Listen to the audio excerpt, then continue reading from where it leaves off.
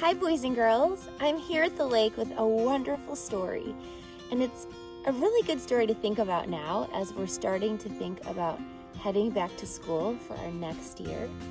This is a story about a little dog who learns to read, and maybe you know this character. His name is Rocket, and the story is called Rocket Learns to Read.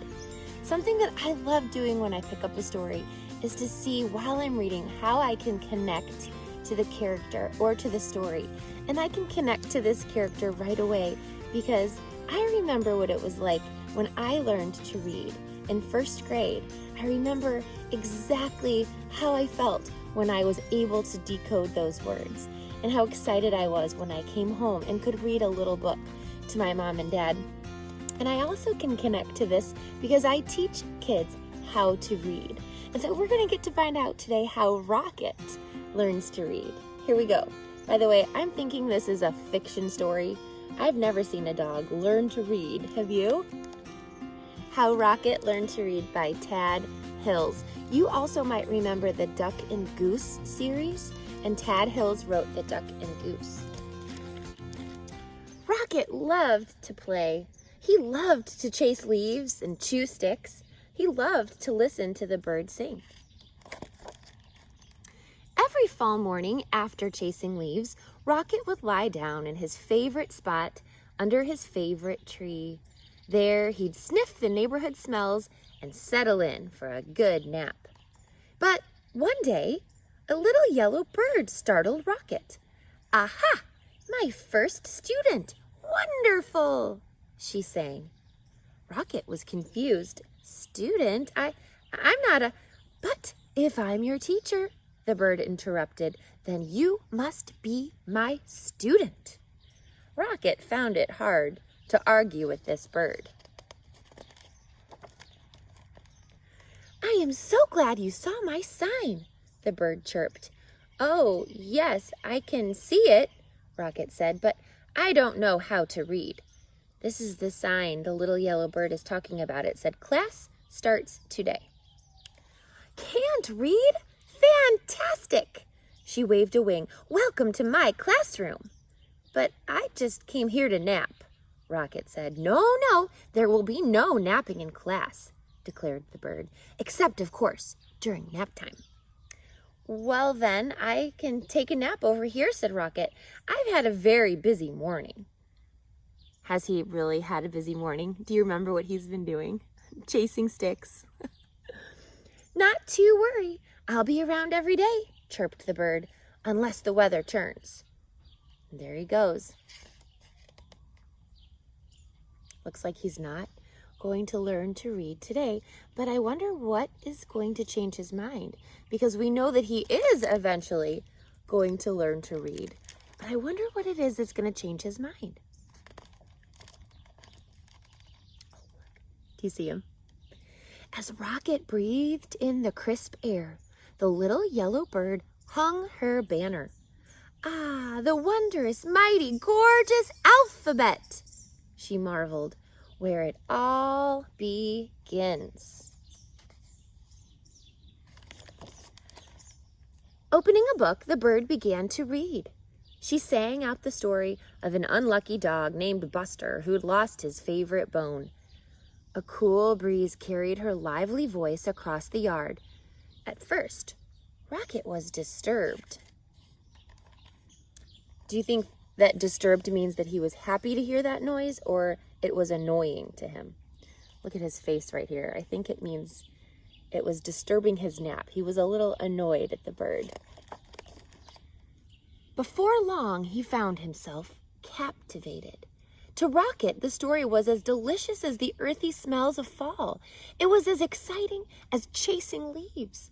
He closed his eyes and listened to every word. "As Buster dug and dug under the lilac bush," the bird read, "he felt something familiar." Rocket waited. Was it the bone? He wondered. Silence. Was it the bone? He called to the bird. More silence. Was it the bone? Rocket hollered. Suddenly he was rushing to the tree. Well, was it? But the little yellow bird was gone. He was listening to this story, and it really made him excited to find out what was happening next. He had made a great prediction, and he wanted to know what the dog found under that lilac bush. That's what's going to hook him, right? But the little yellow bird was gone. The next morning, Rocket arrived early. At last, the little yellow bird appeared. "Hello, how wonderful to see you in class," she chirped. "I can tell by your waggy tail that you are well rested." "I'd like to hear the end of the story, please," said Rocket. "That seems like a fine way to start the day," chirped the bird. She gave Rocket a name tag and began to read. Every day, Rocket returned to the little yellow bird's classroom. In the morning, the bird taught him a new letter, until he had learned all the wondrous, mighty, gorgeous alphabet. Together, they sang out the sounds that each letter makes and spelled the sounds they heard around them. With a G and many R's, they spelled Mr. Barker's growl, grrr. They spelled the sound of the wind, which was growing colder by the day. Whoosh. Soon they were spelling words like F-A-L-L, fall, for the gusty time of year, and R-E-D, red, for the color of the leaves. And each afternoon, the bird read a story. She read stories about dogs and birds. She read about leaves changing color and about birds flying south for the winter. And do you remember what she told Rocket? What will happen as it turns colder? She's going to leave, isn't she? She's probably going to go south for the winter, so there will be no more school. Then one day the weather turned and the banner disappeared. "See you again in the glorious spring," the bird sang. And as she flew into the wintry sky, she called, "Don't forget, words are built one letter at a time."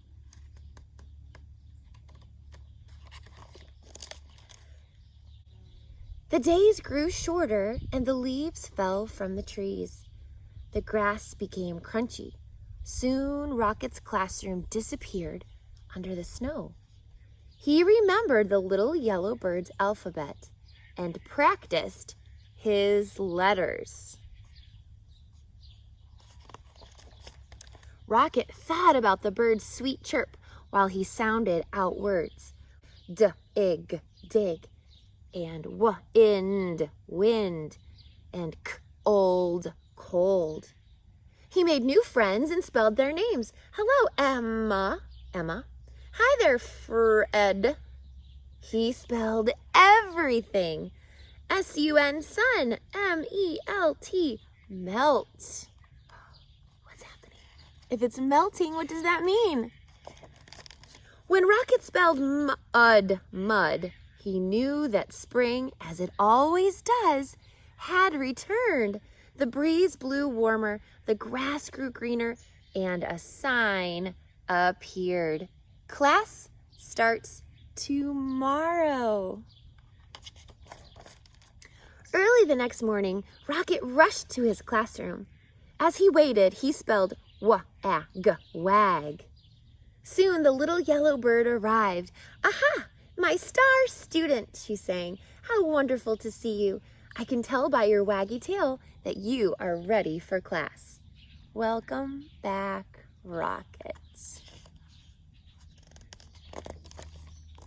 Then together they began to read.